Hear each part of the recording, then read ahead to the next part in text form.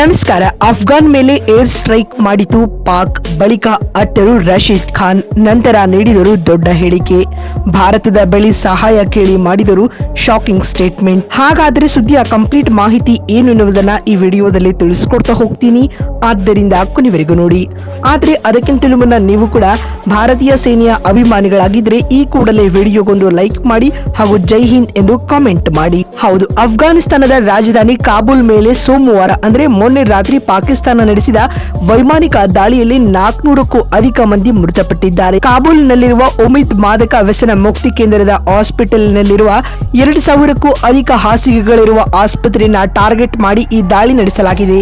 ಈ ಭೀಕರ ದಾಳಿಯಿಂದಾಗಿ 400ಕ್ಕೂ ಅಧಿಕ ಮಂದಿ ಮೃತಪಟ್ಟಿದ್ದಾರೆ. ಇನ್ನು 250ಕ್ಕೂ ಅಧಿಕ ಜನರು ಗಂಭೀರ ಗಾಯಗೊಂಡಿದ್ದಾರೆ ಎಂದು ವರದಿಯಾಗಿದೆ. ಸ್ನೇಹಿತರೆ, ಪಾಕಿಸ್ತಾನದ ಸೇನೆ ನಡೆಸಿರುವ ಈ ಭೀಕರ ಕಾರ್ಯಾಚರಣೆಯ ದಾಳಿಯನ್ನ ಅಫ್ಘಾನಿಸ್ತಾನ ತಂಡದ ಪ್ರಮುಖ ಆಟಗಾರರು ಸೋಷಿಯಲ್ ಮೀಡಿಯಾ ಮೂಲಕ ಖಂಡಿಸಿದ್ದಾರೆ. ಅಲ್ಲದೆ ಪಾಕ್ ಕ್ರಮವನ್ನ ಯುದ್ಧಾಪರಾಧ ಎಂದು ಆಕ್ರೋಶವನ್ನ ವ್ಯಕ್ತಪಡಿಸಿದ್ದಾರೆ. ಸ್ನೇಹಿತರೆ, ಈ ಕುರಿತು ಮಾತನಾಡಿದ ಅಫ್ಘಾನ್ನ ಸ್ಟಾರ್ ಆಟಗಾರ ರಶೀದ್ ಖಾನ್ ಈ ರೀತಿಯಾಗಿ ಬರೆದುಕೊಂಡಿದ್ದಾರೆ.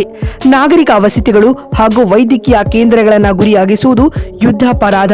ರಂಜಾನ್ ಸಮಯದಲ್ಲಿ ಇಂತಹ ಅಮಾನುಷ ಕೃತ್ಯ ಎಸಗಿರುವುದು ಅಸಹ್ಯಕರ ಎಂದು ಅಫ್ಘಾನ್ನ ಸ್ಟಾರ್ ಆಟಗಾರ ರಶೀದ್ ಖಾನ್ ಕಿಡಿಕಾರಿದ್ದಾರೆ. ಮಾತು ಮುಂದುವರಿಸಿದ ಅವರು, ಚಿಕಿತ್ಸೆ ಪಡೆಯುತ್ತಿದ್ದ ಯುವಕರನ್ನ ಕೊಲೆ ಮಾಡಲಾಗಿದೆ. ಆಸ್ಪತ್ರೆಯ ಹೊರಗೆ ಕಾಯುತ್ತಿದ್ದ ತಾಯಂದಿರ ಆಕ್ರಂದನ ಕೇಳಲಾಗುತ್ತಿಲ್ಲ ಎಂದು ಅಳಲು ತೋಡಿಕೊಂಡಿದ್ದಾರೆ. ಮತ್ತು ಮಾತು ಮುಂದುವರಿಸಿದ ಅವರು, ಇಸ್ರೇಲ್ ಹಾಗೂ ಪಾಕಿಸ್ತಾನ ಸರ್ಕಾರದ ನಡುವೆ ಯಾವುದೇ ಡಿಫರೆನ್ಸ್ ಇಲ್ಲ ಎಂದು ಬರೆದುಕೊಂಡಿದ್ದಾರೆ ಹಾಗೂ ಅಮಾಯಕ ಜೀವಿಗಳ ಬಲಿದಾನಕ್ಕೆ ನ್ಯಾಯ ಸಿಗಬೇಕು ಎಂದು ಟೀಕೆ ಮಾಡಿದ್ದಾರೆ. ಸ್ನೇಹಿತರೆ, ಇನ್ನು ಈ ಕುರಿತು ರಿಯಾಕ್ಟ್ ಮಾಡಿರುವ ಪಾಕಿಸ್ತಾನ ಸರ್ಕಾರ, ಪಾಕಿಸ್ತಾನದ ರಕ್ಷಣಾ ಸಚಿವಾಲಯವು ಆಸ್ಪತ್ರೆಯನ್ನ ಗುರಿಯಾಗಿಸಿಕೊಂಡಿಲ್ಲ ಎಂದು ವಾದಿಸಿದೆ.